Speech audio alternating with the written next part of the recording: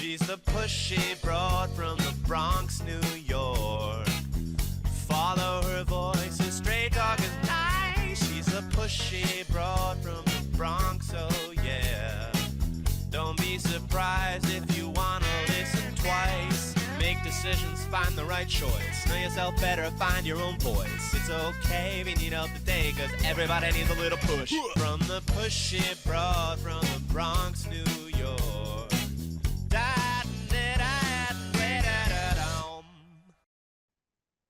Welcome, Transformation Talk Network listeners. My name is Ellen Stewart, and I am the pushy broad from the Bronx. Welcome to my show, Recovery Recharged, where we share advice and support from experts in addiction and recovery. The very first moment that I saw the cover of the book I'm about to talk to you about, I didn't even have to open it because the first thing I said to the publicist who sent it to me was, I need to have this guy on my show. So here we are. This is the book, God Doesn't Relapse. And then it says, Sex, Drugs, and the Life That Almost Killed Me. The author is Matt Grace, and we're going to talk about his very raw and unflinching memoir of addiction and, most importantly, redemption. So let me first tell you a little bit about Matt Grace before I bring him on the air today. He's a passionate national advocate. He's dedicated to bringing hope, healing, and practical support to families impacted by addiction.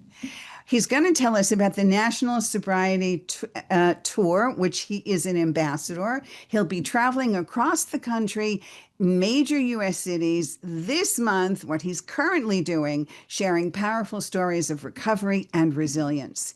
He is partnering with advocacy groups, churches, synagogues, and community organizations to help families find freedom and strength in recovery. He is himself, just like the pushy broad, an accomplished recovery coach, empowering people to rebuild their lives. He is the author of this terrifically titled book, God Doesn't Relapse, a powerful and faith-filled guide to overcoming addiction and embracing renewal. The pushy broad from the Bronx is proud to welcome author Matt Grace. Good morning, Matt. How are you today? Ellen, I'm great. And thank you so much for having me on your show. It's really an honor. Well, thank you so much. I'm always enthralled with recovery books, but this immediately, God Doesn't Relapse, really threw me. So let's just encapsulate, because I know we're going to go into it, but what is God Doesn't Relapse really about at its core? A sentence or two in your own words. So in the treatment center industry where Suboxone, naltrexone, all these external solutions to help people recover, at the end of the day, I truly believe that having faith and a belief in a higher power will save you from the dire consequences and the dire things that hit addicts in their lives at certain times. Well, that's interesting because you do talk about your view of God, and then there are many people in recovery who understand 12 steps and understand that there is a spiritualness to having a higher power. How do you describe some of the stories that you talk about where your higher power you think was directly involved? Give us an instance where it kind of like hit you in the face. This story is really incredible, and for those who are having a hard time believing, just this story is incredible. The day that I started writing about my fourth grade English teacher, keep in mind I had not seen her in 40 years. I ran into her at a kosher butcher, and I walked up to her. I had goosebumps because that's not a coincidence for sure. And I said, Mrs. Rochman, not her real name, you were my fourth grade English teacher. Do you remember me? And she said, well, I taught at a lot of places. What's your name? And I said, Matt Grace from Hillel Day School. And she looked at me with a visceral reaction and said, you were the worst kid I ever had. She said, I hated teaching you and I hated your class. Now, a lot of people get upset with her response, but I was unruly. And I believe that God put us together so that I could make restitution to her 40 years later. That was definitely not an accident. That's certainly an immense step, a ninth step for sure. Okay, so let's talk about the format of your book just in general, because we don't want to give away what exactly happened, because some of the stories are totally amazing, but it starts in a really spectacular way. You turn around in the introduction and you say that the first person you did drugs with died, the last person you did drugs with died. Why am I still here? Is that really the premise of the books, to tell everybody why you're still here? Yes, 100%. Unfortunately, most of my childhood friends are dead, and I don't think I'm here by accident. And I'll tell you why. I was the least likable guy out of all of my friends, 100%.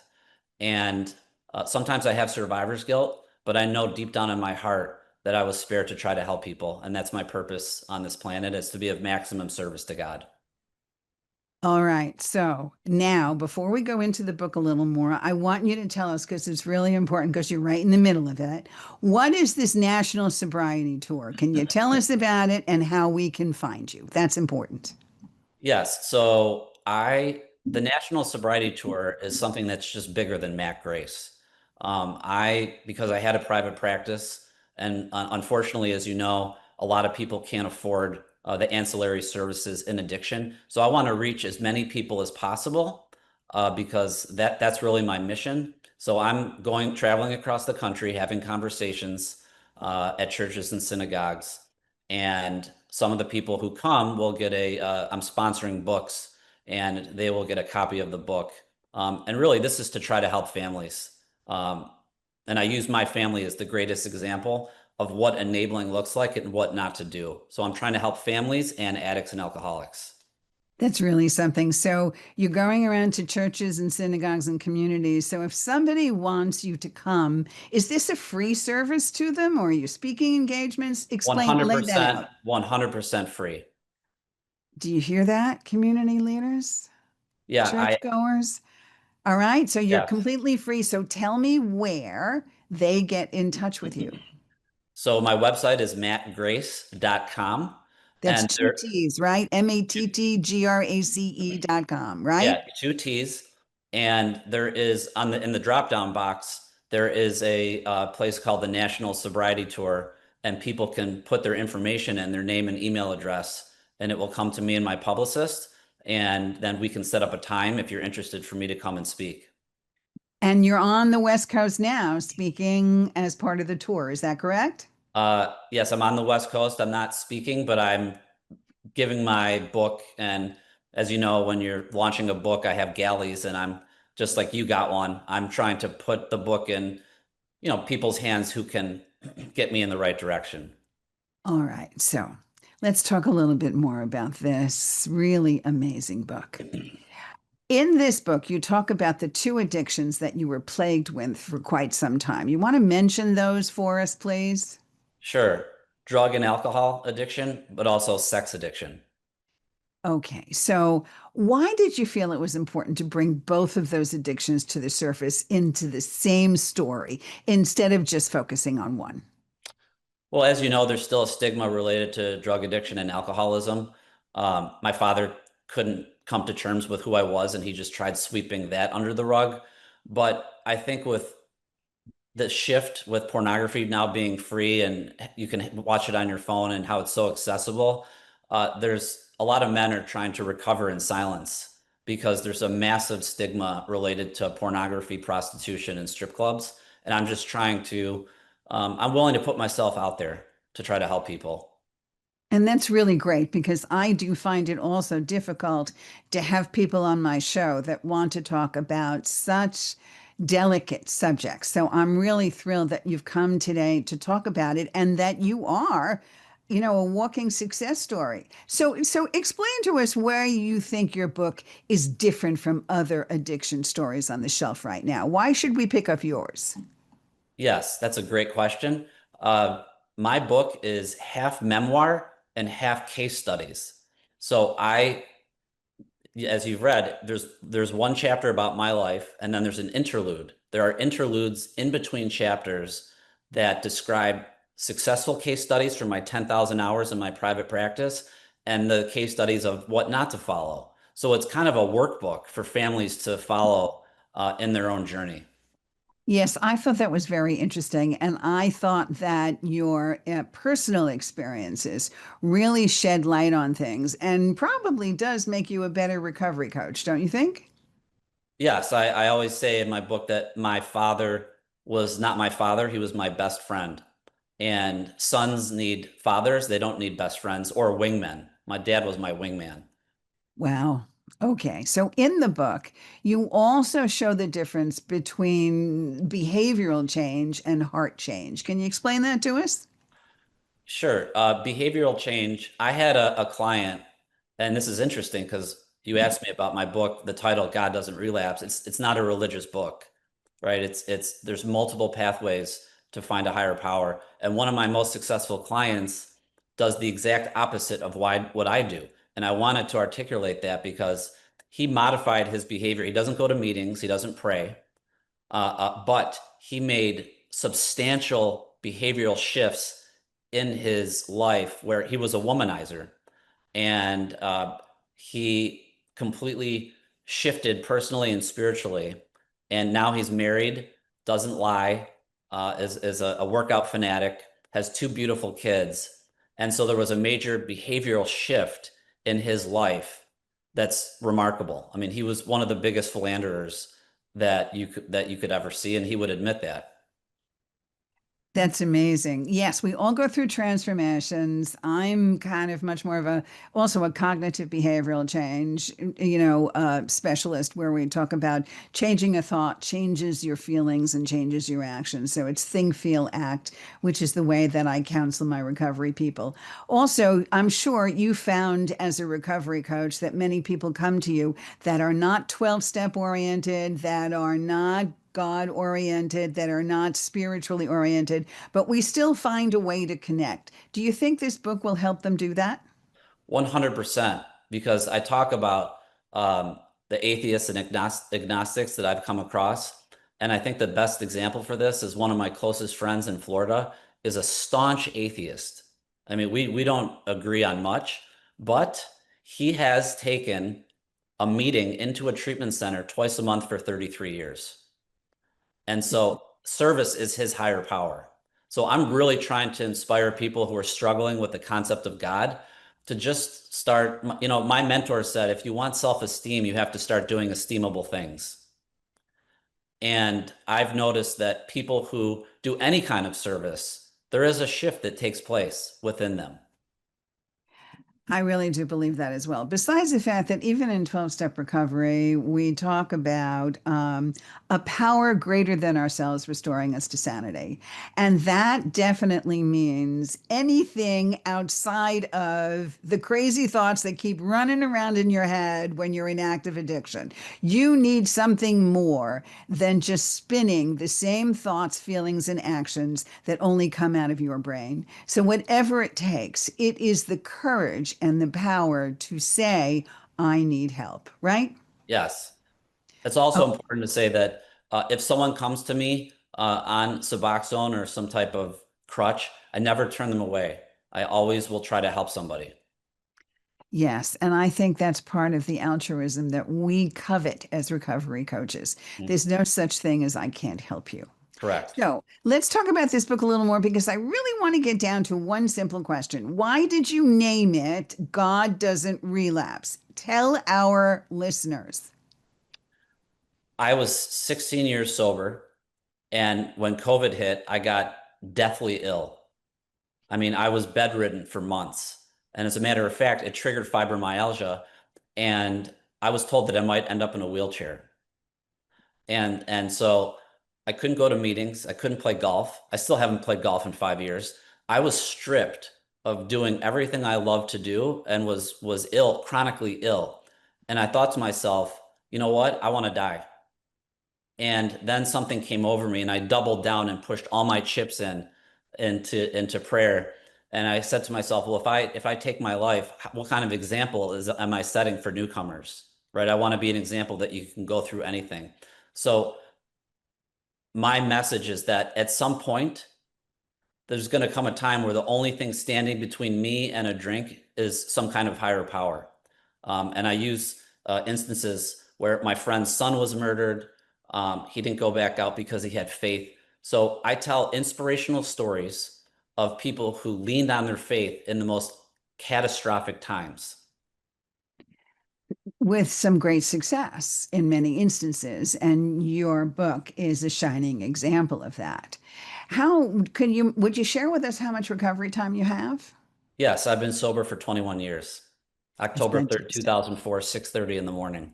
There you go. I don't have the time, but I know it was September 4th, 1985. That I know. All Congrats. right. So let's talk about something that you refer to in the book. I mean, there were some really outrageous stories. And look, when we talk in the room, sometimes we say that we've all been through the wars, right?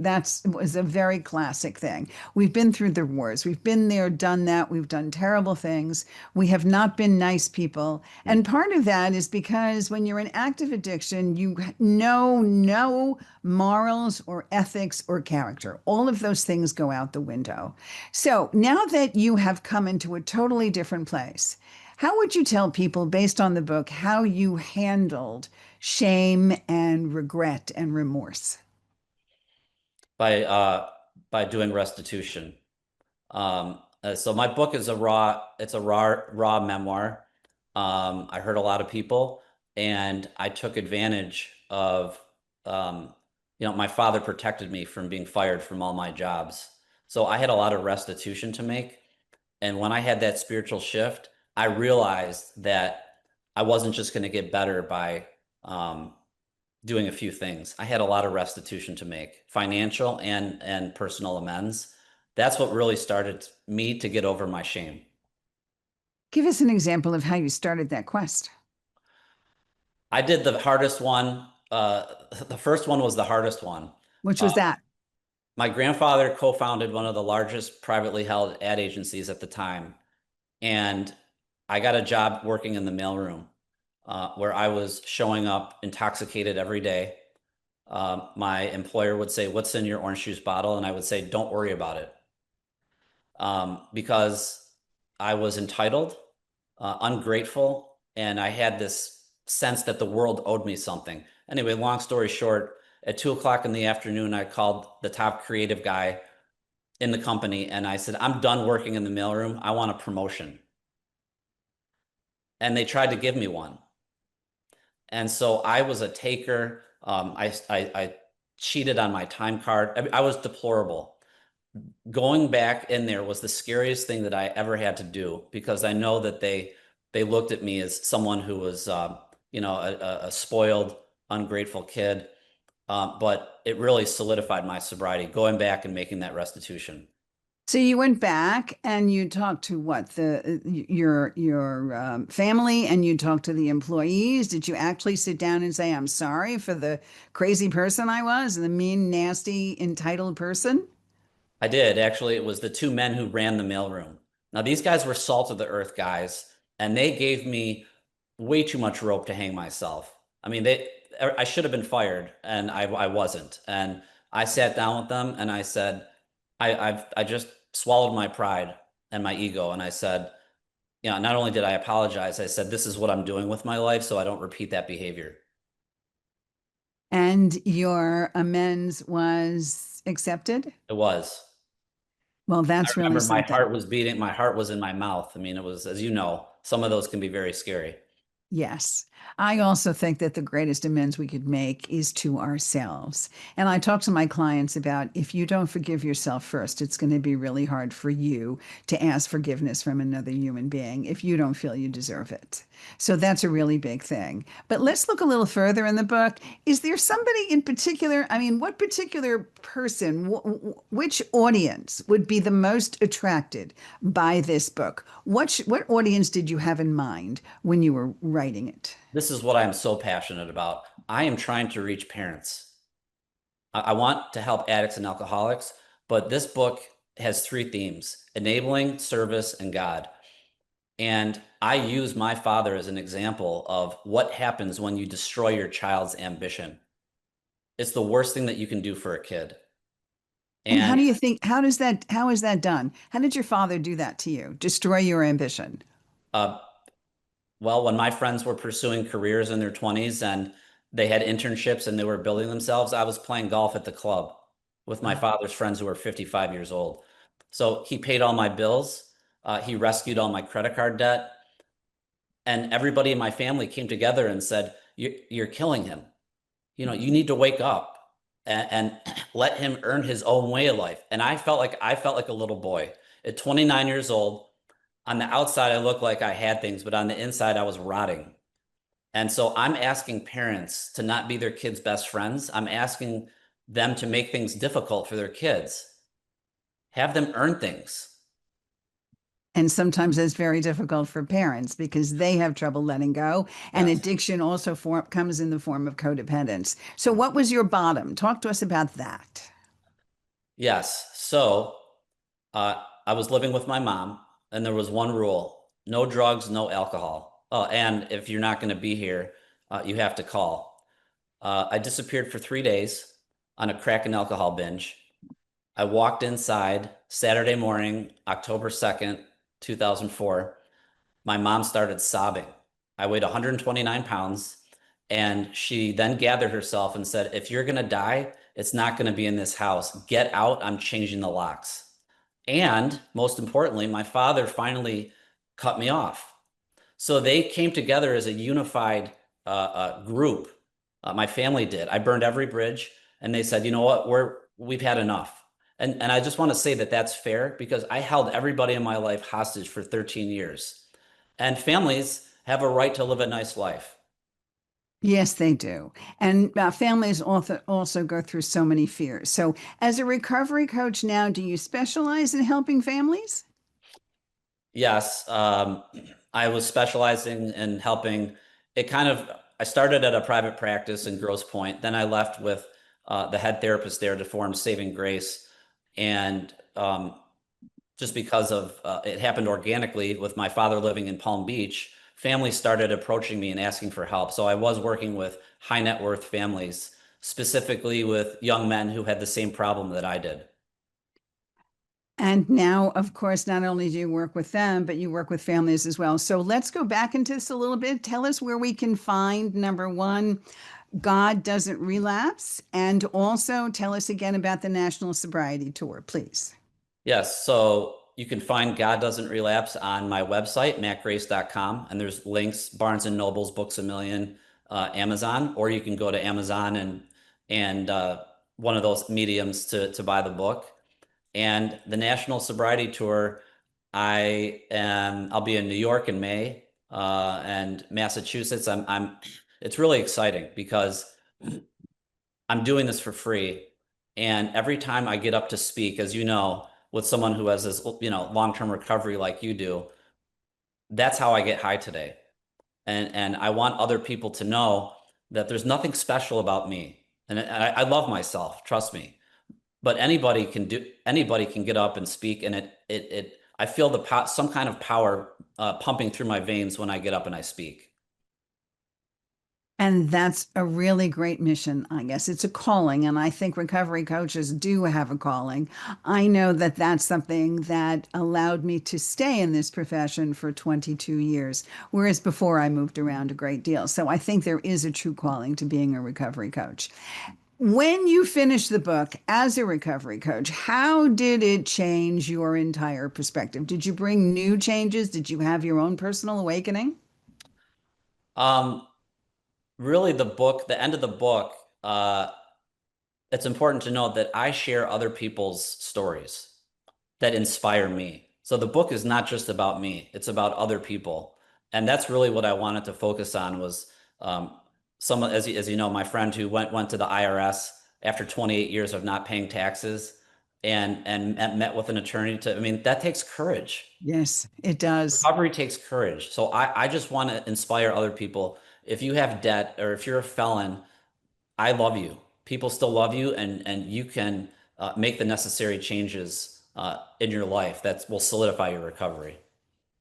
There are so many examples of that, and I love the way you talk about your own personal experiences, and then you share the experience of others, and then you go through a clinical, a kind of a diagnostic afterwards. It's a really good change up. But the most important thing is you do lay it out bare, you lay it out raw, and sometimes you get all kinds of different feedback. What has the feedback been? Give me a good and give me a not so good.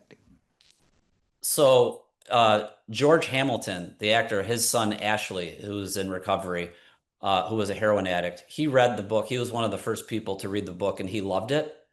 And then I had someone else who read the book, or he didn't finish it. But I was a difficult child. I was a cruel kid. There's parts of my book that are hard to read as someone who was a bully and someone who was so disrespectful and committing felonies. But I just want people to know that there is an incredible change that took place in my life, and I had to be unapologetically myself. Um, and that's, I think that's important. Yes, and it takes a tremendous amount of courage to be who you are and to come out the other side and to give back. Like we say, our 12th step is to give back, do service, and the National Sobriety Tour is certainly that. So let's talk a little bit about when someone finishes the last page and closes the book, what's the thing you hope will stay with them that they wouldn't get from any other book on addiction or spirituality? Yes, that your higher power, I'm not necessarily recreating the wheel here, but that's someone can really, there are multiple pathways to finding a higher power. And the way that I pray, because I put my prayer in there, it's called Matt's prayer. Your prayer has, just start to pray. I want someone just to start praying however they can. It doesn't matter. It doesn't have to be like me. It can be yoga, baseball game, football game, and service, right? I think that those two things are what I'm most passionate about. And I think that if someone just can implement some form of prayer and some form of service, eventually their disposition will improve. Wow. God Doesn't Relapse. Matt Grace is the author. I am thrilled to have him with me today. You can find the book on Amazon. Please reach out to him, mattgrace.com, the National Sobriety Tour. Matt, thank you so much for being with us today. I really appreciate it. This is the Pushy Broad from the Bronx saying thanks for listening, and we'll see you next time. This is Ellen Stewart, the Pushy Broad from the Bronx, saying thanks for listening, and remember, everybody needs a little push. From the pushy broad from the Bronx, New York.